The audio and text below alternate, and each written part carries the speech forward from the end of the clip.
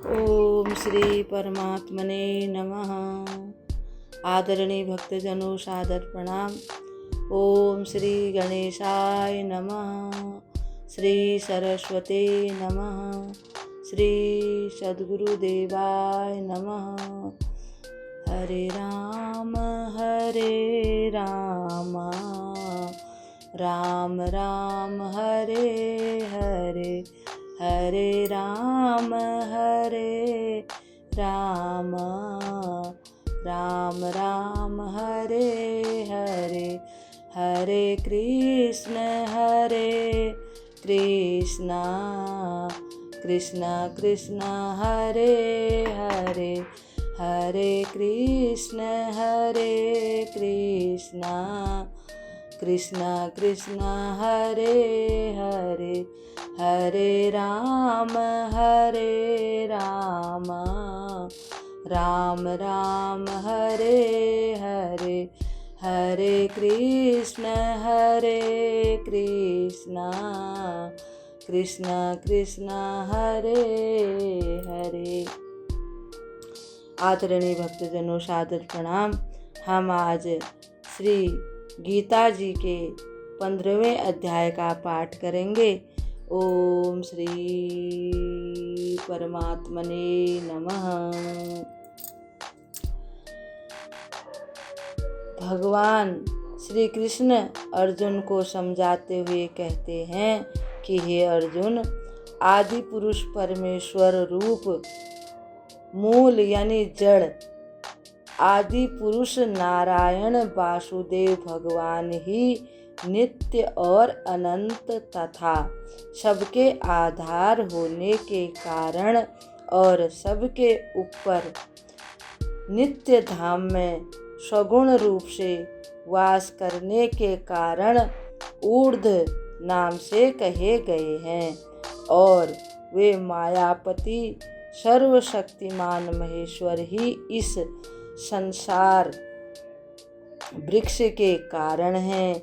इसलिए इस संसार वृक्ष को ऊर्ध्व मूल वाला कहते हैं और ब्रह्मा रूप मुख्य शाखा वाले उस आदि पुरुष परमेश्वर से उत्पत्ति वाला होने के कारण तथा नित्य धाम से नीचे ब्रह्मलोक में वास करने के कारण हिरण्यगर्भ रूप ब्रह्मा को परमेश्वर की अपेक्षा अधः कहा है और वही इस संसार का विस्तार करने वाला होने से इसकी मुख्य शाखा है।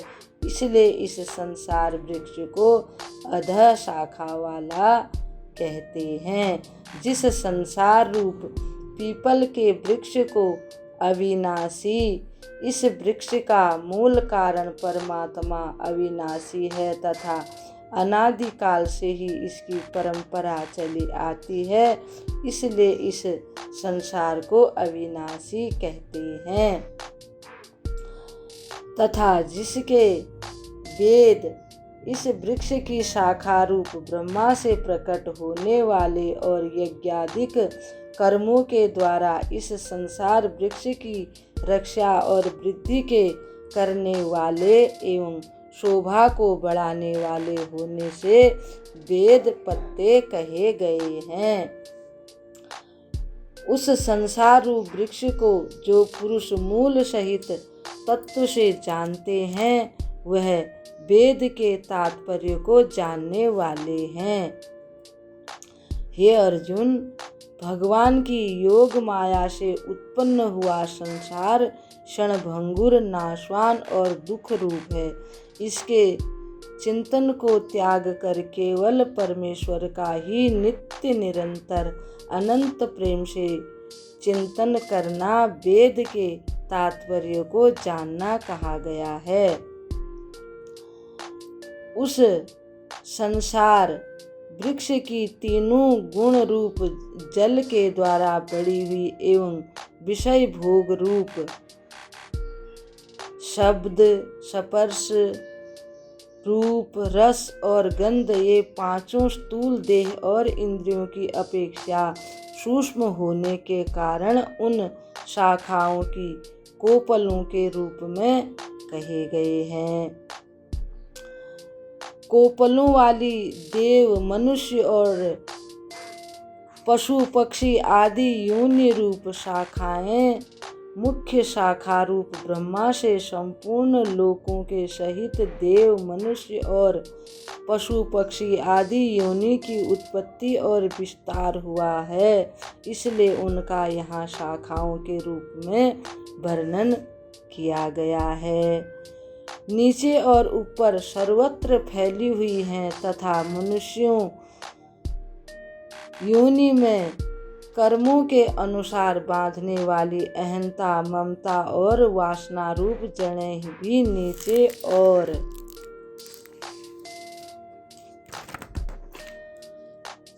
ऊपर सभी लोकों में व्याप्त हो रही हैं, परंतु इस संसार वृक्ष का स्वरूप जैसा कहा है वैसा यहाँ विचार काल में नहीं पाया जाता है।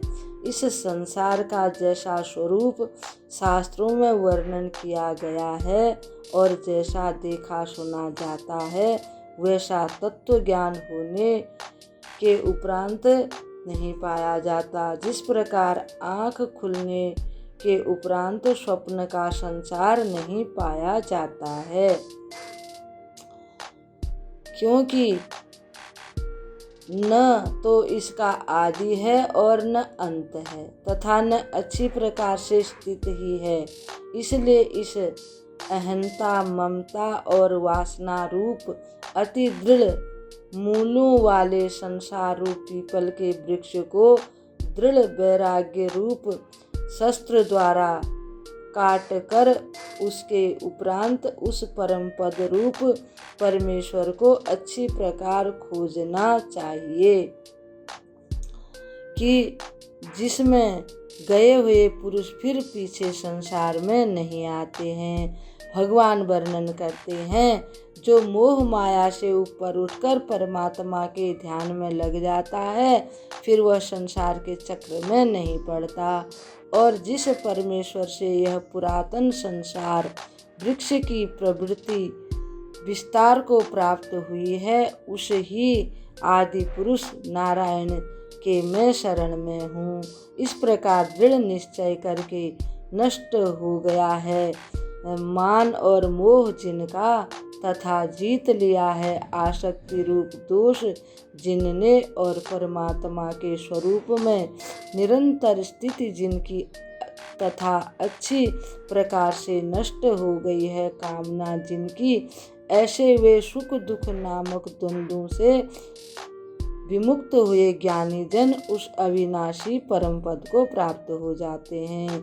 यानी कि जिसमें न मोह है, न माया है, न सुख है, न दुख है, न मान है, न अभिमान है, जो निरंतर भगवान का ही चिंतन करते रहते हैं तो फिर वे परम पद को प्राप्त कर जाते हैं। उस स्वयं प्रकाशमय परम पद को न सूर्य प्रकाशित कर सकता है और न चंद्रमा और न अग्नि ही प्रकाशित कर सकता है, तथा जिस परम पद को प्राप्त होकर मनुष्य पीछे संसार में नहीं आते हैं वही मेरा परम धाम कहा गया है। हे अर्जुन, इस देह में यह जीवात्मा मेरा ही सनातन अंश है।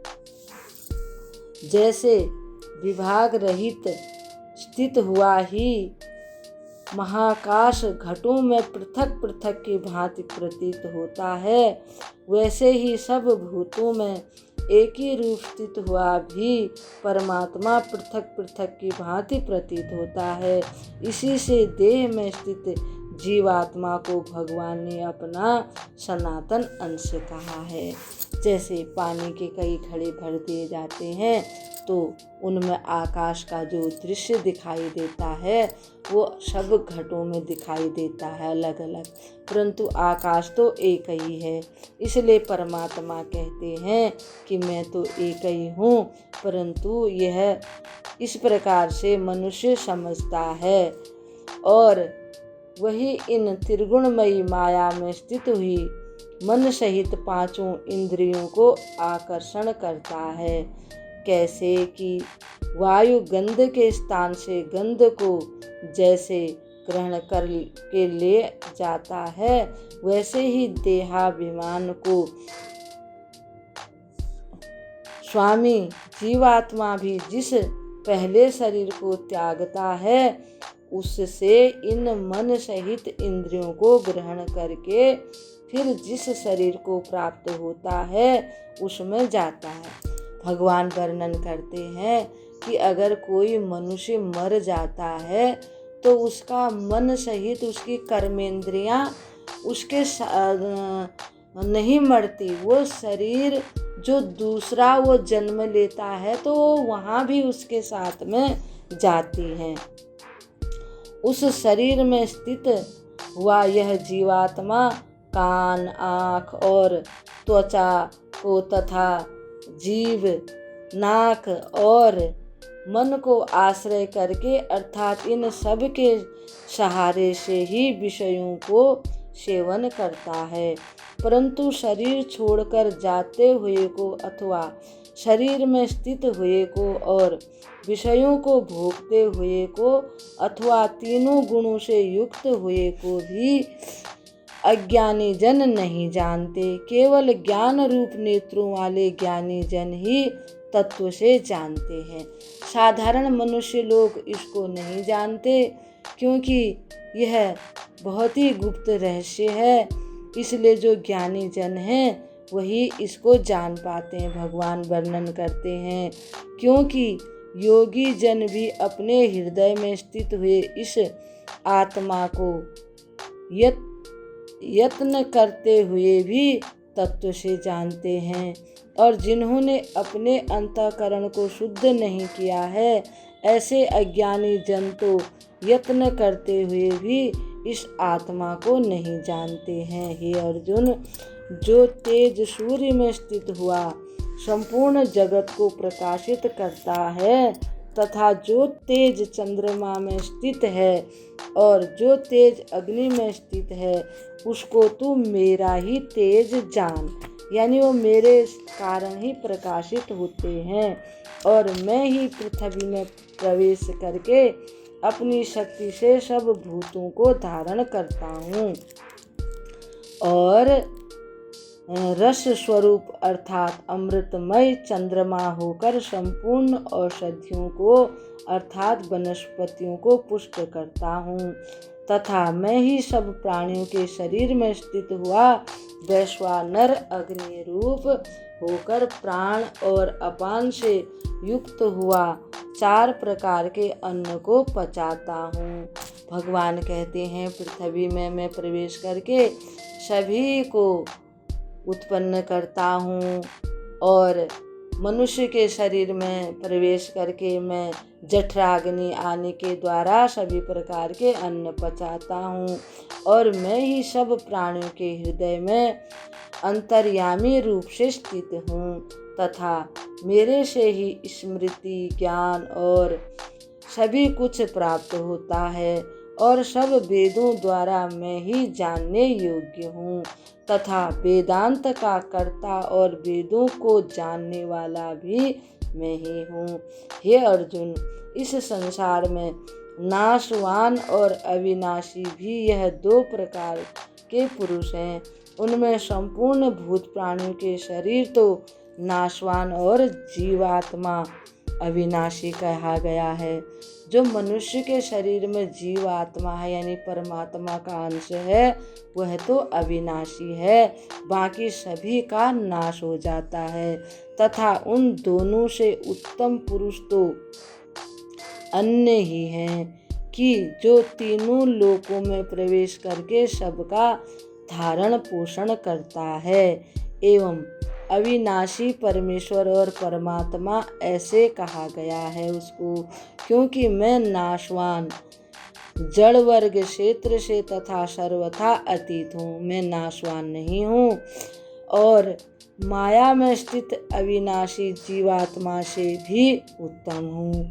इसलिए लोक में और वेद में भी पुरुषोत्तम नाम से प्रसिद्ध हूँ। हे भारत, इस प्रकार तत्व से जो ज्ञानी पुरुष मेरे को पुरुषोत्तम जानता है, वह सर्वज्ञ पुरुष सब प्रकार से निरंतर मुझ वासुदेव परमेश्वर को ही भजता है।